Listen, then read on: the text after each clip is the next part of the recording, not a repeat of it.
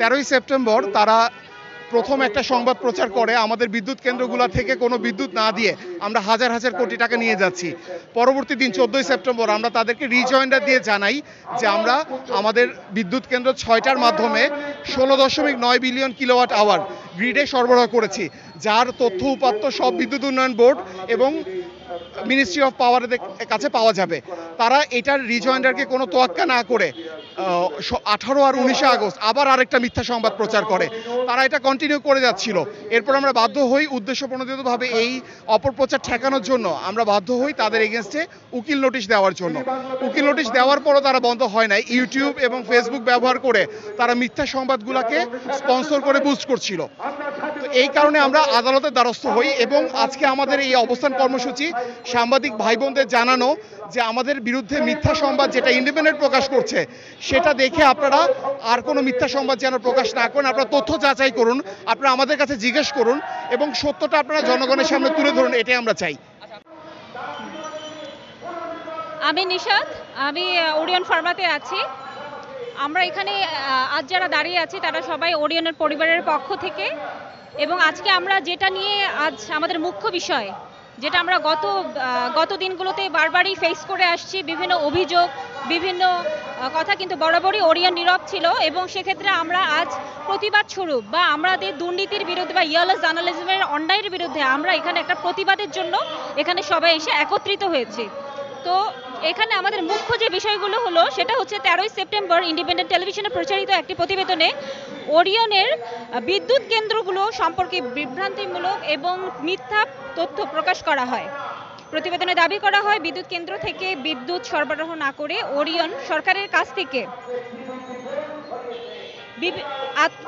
অর্থ আত্মসাৎ করে এবং সেটা তারা নিজের প্রয়োজনে লাগিয়েছে।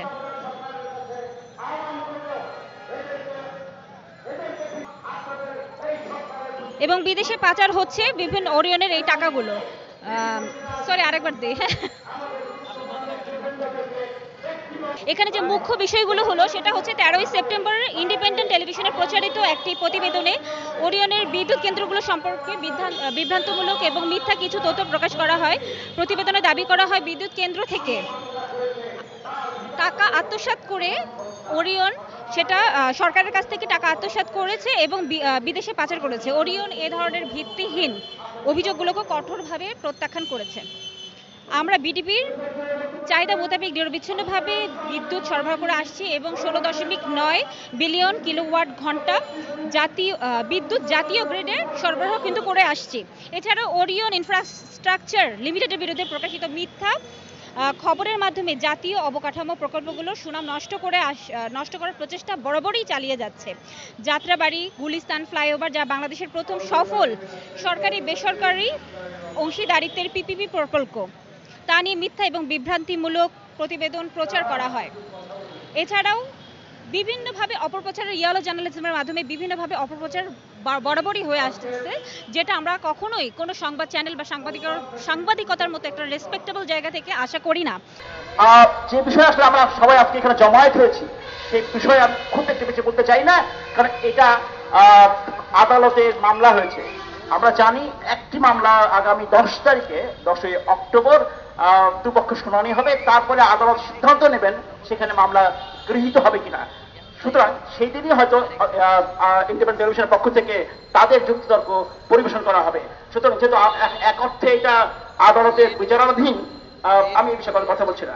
আমি যে বিষয়ে একটা কথা বলার চেষ্টা করছি, আমরা বাংলাদেশে কি চাই, অন্তত সংবাদকর্মী হিসেবে আমরা কি চাই, যে মানুষ সংবাদ পরিবেশন করবেন। একটু আগে আমার একজন সহকর্মী বলছিলেন, মানুষ যে কোনো সংস্থা, যে কোনো প্রতিষ্ঠান, যে কোনো ব্যক্তি যদি সংক্ষুব্ধ হন তিনি কি করেন? আমাদের দেশে একটা নিয়ম আছে, সেই সংক্ষুব্ধ ব্যক্তি, সংক্ষুব্ধ প্রতিষ্ঠান, সংক্ষুব্ধ ব্যক্তি প্রেস কাউন্সিলে যেতে পারেন। প্রেস কাউন্সিল হচ্ছে সবচেয়ে ভালো জায়গা, যেখানে আপনার বিরুদ্ধে যদি আপনি মনে করেন যে সংবাদ প্রকাশ করা হয়েছে, সেটাকে যদি তারা মনে করেন যে অন্যায় হয় বলা হয়েছে, সেটা একটা ভালো জায়গা আছে।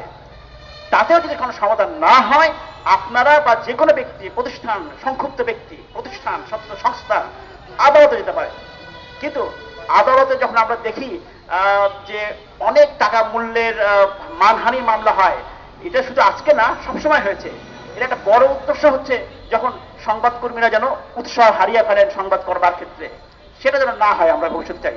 আমরা চাই এমন একটি বাংলাদেশ, সকল সংবাদ মাধ্যমের কর্মীদের জন্য আমরা একটা সুরক্ষা চাই। সেই সুরক্ষাটা কি? সরকার এমন একটা ব্যবস্থা করুক যে যে কোনো ব্যক্তি সংক্ষিপ্ত হলে যেন প্রথমে প্রেস কাউন্সিলে যেতে হবে। প্রেস কাউন্সিল হওয়া উচিত। সাংবাদিকদের বা সংবাদ মাধ্যমের বিরুদ্ধে যদি কারো কোনো অভিযোগ থাকে, প্রথম অভিযোগ দায়ের করার জায়গা হওয়া উচিত প্রেস কাউন্সিল, এবং দরকার হলে প্রেস কাউন্সিলকে আরো শক্তিশালী করতে হবে। তার মাধ্যমে যে কোনো ব্যক্তি দেখে যেতে পারেন। এরপরে বিভিন্ন ধাপে হবে, যে প্রথমে যদি সংবাদপত্র কর্মীদের বিরুদ্ধে বা সংবাদ মাধ্যমের বিরুদ্ধে মানহানি, অনেক টাকা মূল্যের মানহানি মামলা হয়, তাহলে একটা ভীতির পরিবেশ তৈরি হয়। এখন প্রশ্ন হচ্ছে যে আমি সব পক্ষেই সুযোগ দিচ্ছি যে হ্যাঁ, একজন বলতেই পারেন মামলা, দুঃখিত, একটি প্রতিবেদন প্রকাশিত হলে বা প্রচারিত হলে বলতেই পারেন যে এটি ঠিক নয়, এটি ভুল। কোনটি সঠিক, কোনটি সত্য, কোনটি ভুল, এটা খুবই জটিল একটা বিষয়, খুব সহজে বলা যায় না। যে সত্য আপনার কাছে সত্য, সে সত্য আমার কাছে সত্য নাও হতে পারে। তার জন্য একটা তৃতীয় পক্ষের কাছে আমাদের যেতে হবে। সেটা হওয়া উচিত, সেই তৃতীয় পক্ষ হওয়া উচিত বাংলাদেশ প্রেস কাউন্সিল। সেখানে যে কোনো ব্যক্তি, সংক্ষিপ্ত ব্যক্তি তাদের বক্তব্য পেশ করবেন। এরপরেও সেখানে একটা ব্যবস্থা আছে। খুব বেশি একটা বাংলাদেশের নজির নেই প্রেস কাউন্সিলে গিয়েছেন, বাট আপনারা দেখবেন, খোঁজ নিয়ে দেখবেন যে কিছু কিছু প্রতিষ্ঠান প্রেস কাউন্সিলে গেছেন এবং তারা এক ধরনের সমাধান পেয়েছেন প্রেস কাউন্সিলের সিদ্ধান্তের মাধ্যমে।